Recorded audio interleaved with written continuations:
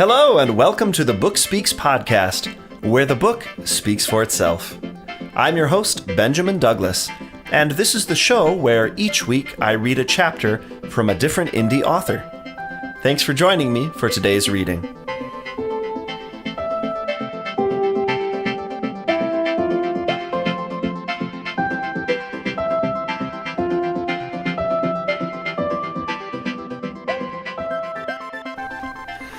Hi, everyone, and thanks for being here with me today for episode number 27 of the Book Speaks podcast, where the book speaks for itself.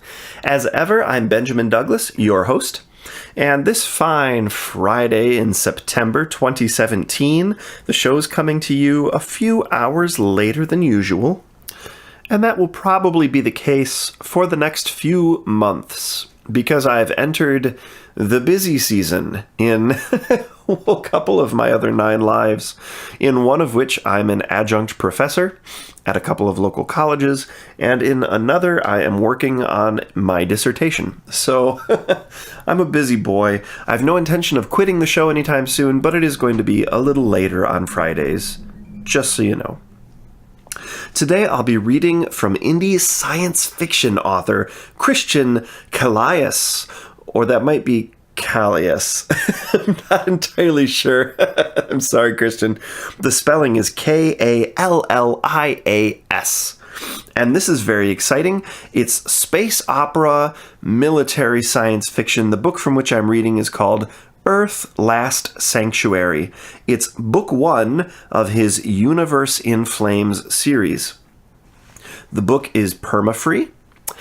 It's also the first book in a trilogy that makes up the first 3 books of the series, and that trilogy is currently 99 cents. So I'm going to have links, as always, to Christian's website and his Amazon author page in the show notes at http://thebookspeakspodcast.wordpress.com, so you can check those out. And if you like what you hear today, I highly recommend you check out the trilogy because, just 99 cents. I'm going to continue now by reading Christian's Amazon author bio. Christian Kallias was born in Geneva, Switzerland. As his surname suggests, he has Greek roots and often dreams of life in Greece. The rest of the time, he plots space operas and fantasy stories at home in Switzerland. Christian has always been fascinated with space and science fiction in general. As a teenager, he was forever imagining stories, enjoying video games, and creating various art projects. With his sight always set toward the stars, his novels reflect many of his favorite things like Star Wars, Star Trek, Babylon 5, and Stargate. He has fond memories of playing games like Wing Commander, a fact that should be apparent in his depictions of dogfight scenes. Christian is drawn to imagining his stories in which his utopian aspirations for a better world where humanity shines and evolves towards a higher level of civilization often find their way into his novels. After trying to become a mangaka, a video game creator, an illustrator, and a CD cover artist, he realized along the way that the best medium to express himself was simply through the written word. Christian began his career as a system engineer and understands technology very well, even though he's more than happy to never have to fix a server again for the rest of his life. With that old life behind, and now living his dream, he's thoroughly enjoying creating storylines and characters that entice the reader to reflect and to ask themselves, what if? What if we did things differently? What if we challenged our beliefs? But he doesn't imply that he is right with his questioning. He just has these questions and likes to share them with his readers. In the end, Christian writes first and foremost to entertain. So for a little while, the reader can be transported to other worlds, and he hopes they enjoy the ride. Thank you for reading Christian Kallias' books. Subscribe to Christian's spam-free email list and get the free and exclusive Universe in Flames book, Damocles Fall, and there's a link for that. And check Christian's website for news, blog posts, and giveaways at http://www.christiankallias.com. All right, and I'm just browsing through his Amazon author page here, and he's got all kinds of books. He's got 12 titles up, and it looks like they're all in the same universe. It looks like they're all in the same series, Universe in Flames. Or if they're not, at least they all have very similar branding. So definitely an author to check out if you're interested in science fiction and fantasy, space opera specifically. He's got a lot of titles, so you'll be reading for a while, hopefully enjoying that, and one is free if you join his mailing list. Good.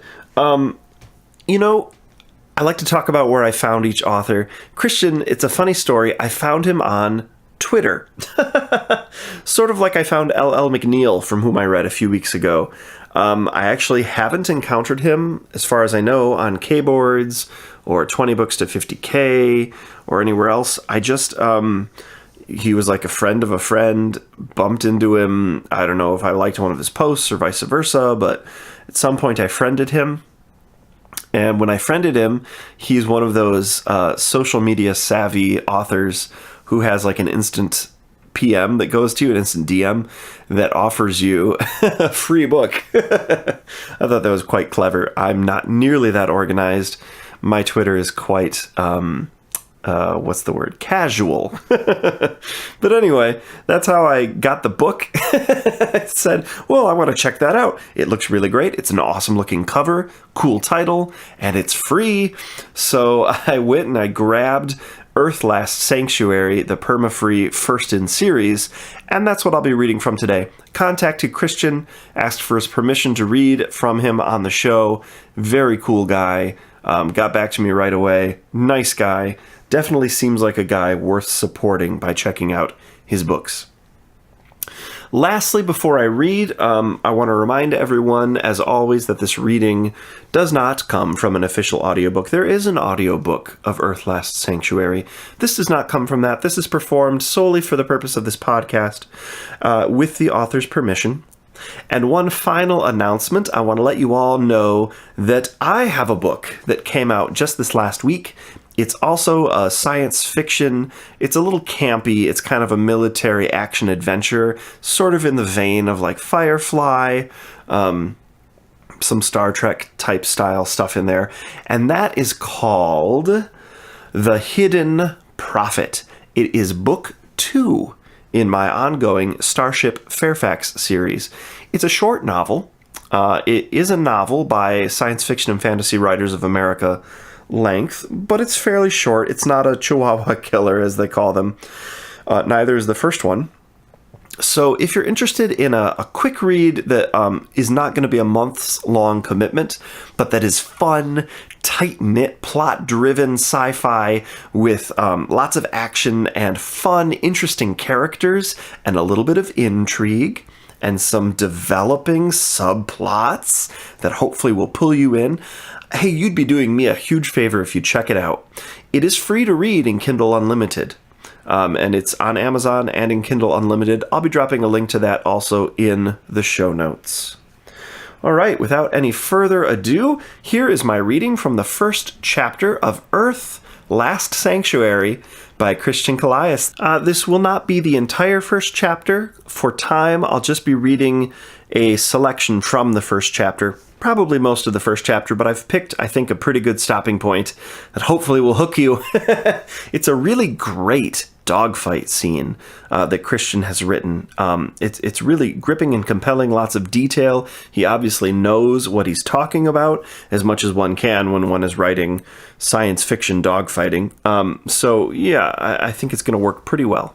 Thanks, everybody, and I'll see you here again next week. Earth Last Sanctuary Universe in Flames, Book 1, by Christian Kallias. Chapter 1. Chase looked at the display with unmasked satisfaction as the last red dot disappeared from his radar. The remaining pieces of the fighter he had just blown out of space came burning against his frontal shields, illuminating the cockpit with radiant blue light for a brief instant. He took the opportunity to make a quick systems check. His shields were still in the green, standing strong at 80% and recharging. He had only exhausted half of his missiles against the 11 kills he had made in the last 20 minutes of combat. Not bad, he thought. Not bad at all. The thought quickly died as the ship's computer broke the triumphant silence. The computer spoke with a soft, sexy female voice, probably way too sexy for a starfighter navicomputer designed mainly for dogfights. But this was an old Manticore Mark II model, which was equipped with outdated software. Chase had to admit, when it came to the voice, there were times when he didn't mind. "Multiple enemy targets on approach vector," said Ani, A-I-N-I, the artificially intelligent navicomputer interface. The radar let out 4 successive, high-pitched beeps as each of the targets progressively appeared on the scope. They were flying in a standard square formation, one pair of fighters covering for the other. The grin slowly faded from Chase's face.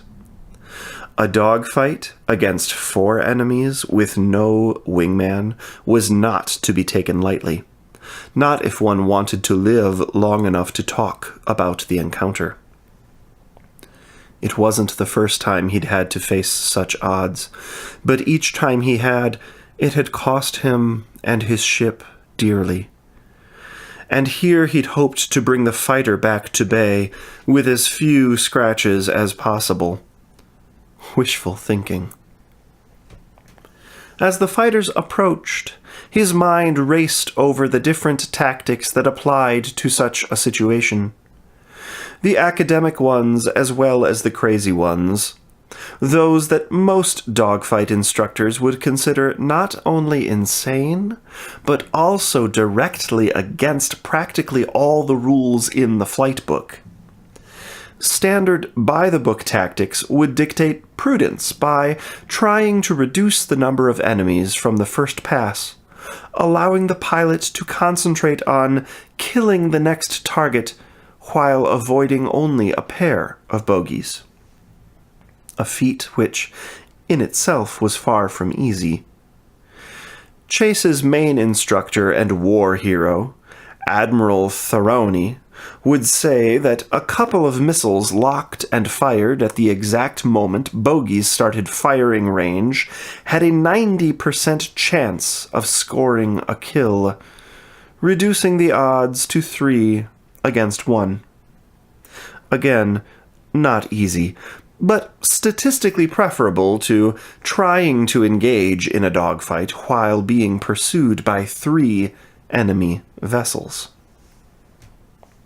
But Chase never fought thinking about the statistics or the odds. While he respected the wisdom in such a course of action, losing 2 out of his 3 remaining missiles so early in the fight was not something he was prepared to do. At least, not today. "Enemy craft entering firing range," Ani purred, with all the charm programmed into her vocal subroutines. Time to make a decision. In only a few seconds, Chase's fighter would be in a shower of enemy laser fire. He needed a plan. "Let's try something new, shall we?" he said aloud. This rhetorical banter was rather routine for him and his sensual computer. One-sided, but routine. 3 seconds later, heavy laser fire started to fall around his fighter's canopy like red rain, occasionally igniting the shields. Pulling hard on the stick, the fighter effectively rolled and dodged, avoiding most of the damage, but his enemies were still closing on him at high velocity, firing all the while. "Miss a lock!" Amy sounded as alarmed as she could, humming with the familiar buzz that warned of imminent danger. A slow smile spread up the side of Chase's face. Time seemed to slow. Then, for a split second, it stopped altogether. Now! He released countermeasures, and his fighter veered sharply and made a tight break to the right, still not firing a single shot. The incoming missile fell for it. The port shields received part of the incoming laser fire, while the internal structure of the fighter moaned in disagreement over its rough handling. Clearly not designed to be subjected to a brutal 90-degree break while at full afterburner speed.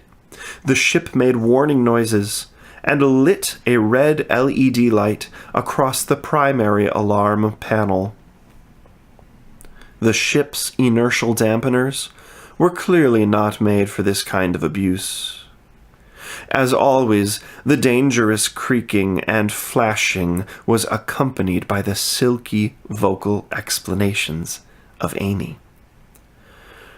"Structural integrity failure imminent," she warned. Unfortunately for the ship, in Chase's mind, imminent still meant that he had a couple more seconds. That was, coincidentally, all the time he needed. Once he pulled out of his brake, the primary alarm LED turned from red to yellow. Automatic systems were redirecting power to structural integrity to compensate for the ship's mistreatment. Soon, it would turn green as power would be siphoned off other systems like shields, guiding systems, weapons, and even life support. A quick glance at the radar showed Chase that his maneuver had gone exactly as planned, forcing the quartet of ships to brake hard left to follow him and take position at his 6 o'clock.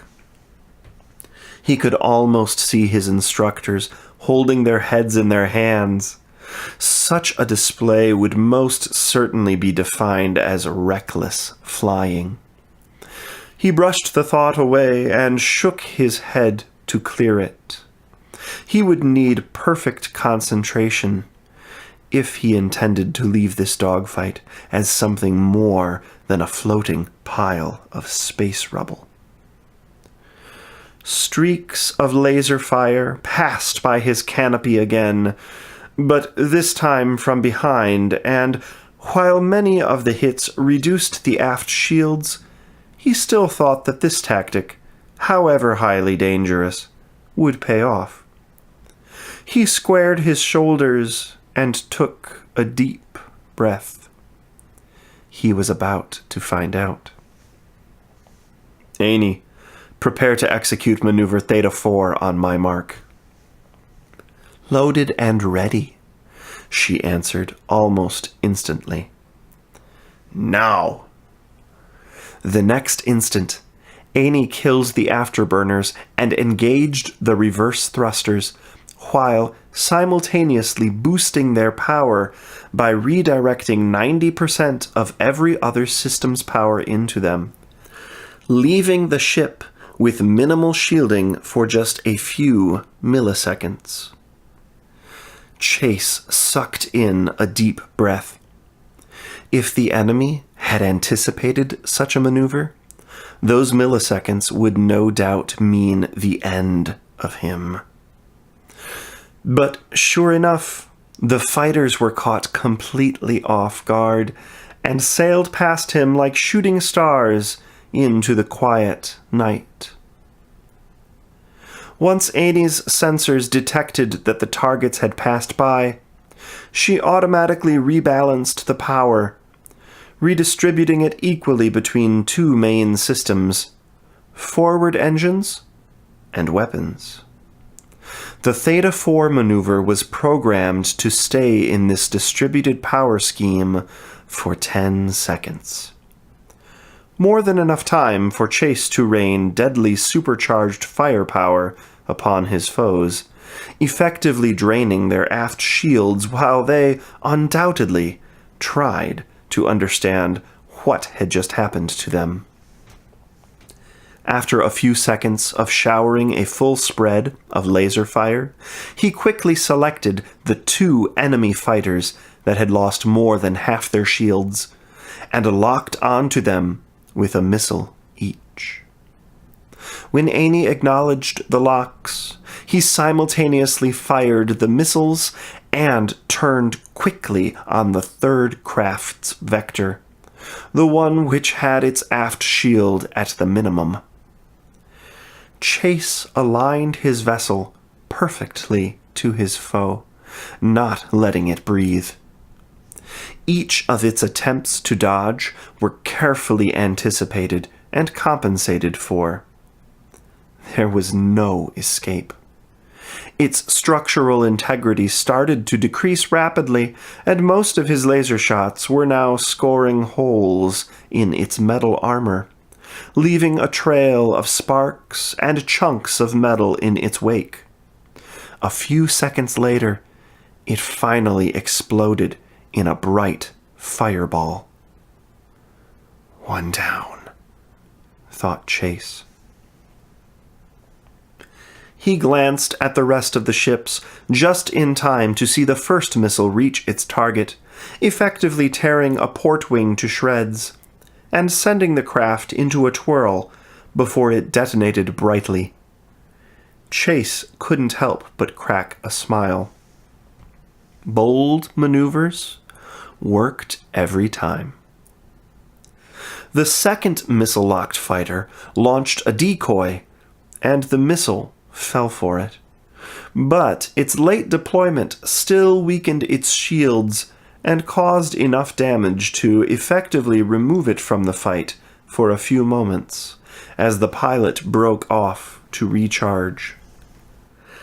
Glancing at his radar to find the fourth fighter, Chase was rewarded with a spread of fire on his port-side shield. He pulled hard on the stick while cutting its velocity by half, allowing the enemy to pass him by and using the momentum of this last attack to reposition his fighter back into the hunter's position. "Port shield's failing," Annie advised. "Damn it," he swore. One more hit on this side of his craft, and he was history. He quickly checked the status of the damaged fighter, only to swear again as he realized that it was already back on course. 2-1, and he was in bad shape. He had to act fast. The only good news was that his maneuver to place himself behind the only undamaged fighter had been a success. He started showering it with all the laser fire he could, hitting it many times on its aft shield, but it wasn't enough to get it out of the sky before the second ship would reach him.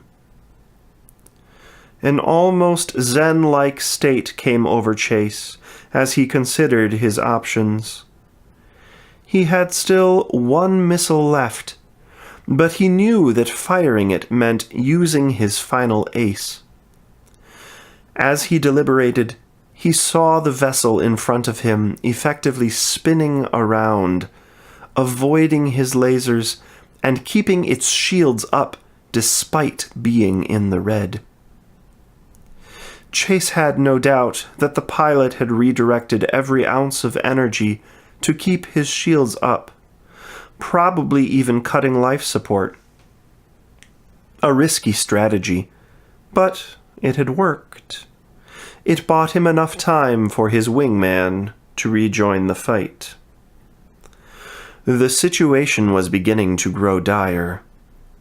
Chase wondered if the standard by-the-book tactics wouldn't have been wiser, but he quickly disregarded the thought. He'd made his decision. Now he had to blow up 2 fighters. Such was life. "Missile lock," Annie cooed, displaying 2 missiles advancing quickly on his position. Looks like this guy doesn't want to see if I have any more tricks up my sleeve now, does he? Sometimes Chase wished Annie's programming extended to sarcasm. In moments like this, her silence twisted his stomach. "Launch countermeasures on my mark." He pushed his stick to the left, a little more, and a little more, before shouting, "Mark!" as he performed a 180-degree spin. Then he double-clicked his afterburner, activating a 50% power boost transfer from other systems. One of the missiles scored the decoys, and, as Chase had predicted, his spin took him far enough away to avoid any critical damage from the blast. However, he no longer had any side shields, as the starboard ones had failed upon the missile's detonation. Nervously glancing at the radar for the last missile's position and trajectory, he suddenly smiled as he saw that he still had a few seconds to complete his plan. With quick fingers, he soothed his lasers from rapid fire to concentrated beams. He only had one shot at this, and it had to be enough. His instincts took over as he aligned himself perfectly behind his foe's engines and fired. The concentrated beams scored multiple hits, knocking out the remaining vessel's aft shields and disabling one of its engines. As it struggled to recover, Chase passed quickly by and broke hard on the right. The last missile, still on his back, adjusted course, only to find Chase's crippled foe right in its trajectory. With a screeching rip, it tore through metal like paper, and the ship exploded in 1,000,000 pieces. "3 down, 1 more to go!" Chase shouted in triumph. And 1 missile left. Perfect. Just like he'd planned. With a fierce concentration that came from years of fighting, Chase locked on the last enemy craft with his final missile and fired away. At the same time, he continued blasting away with his lasers, delivering a concentrated burst of fire at the precise moment the missile made contact. A blazing explosion sent it straight to hell, leaving pieces of debris and a sudden silence in its wake. That was too close a call, Chase murmured to himself, glancing at his ship's status. But he couldn't help but be proud. He had succeeded in eliminating all 4 enemy craft without compromising his own ship's armor. The only damage was to the shields, and they were already recharging. He clicked a few buttons and looked at the fight's statistical display. A more than satisfactory 67% laser hit ratio, and a total fight time of 2 minutes, 42 seconds. That had to be a new record for this kind of fight. "Hey, Annie," he smirked. "Looks like we just made heist." "Multiple inbound system jumps detected." The words echoed in Chase's mind, but before he had time to process them, there was more. "Enemy vessels on approach vector." "You have got to be kidding me." A series of high-pitched beeps answered back from the radar. No less than 6 foes, 2 of which were highly shielded corvettes. Way too much firepower for a ship even twice as solid as his was now. His beauty had seen better days, and that was before dispatching 15 enemy vessels. He quickly glanced at a map readout and keyed jump coordinates as fast as he could, only to be rewarded by another vocal alarm. "Jump engine inoperable. One of the ships has erected a GIF." A jump interdiction field. Great. Why am I not surprised? Well, I guess I'll go down in a blaze of glory then. Silence. "Annie?" "Enemy ships entering firing range." Chase rolled his eyes. "Some comfort you are." Then all hell broke loose.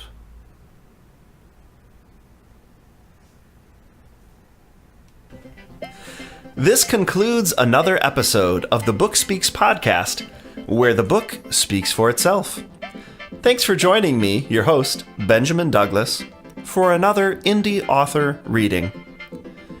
If you liked what you heard, be sure to visit http://thebookspeakspodcast.wordpress.com for more episodes and for links to the author's website and the author's Amazon author page in the show notes. If you'd like to follow me on my own author journey, you can find me at http://benjamindouglasbooks.wordpress.com.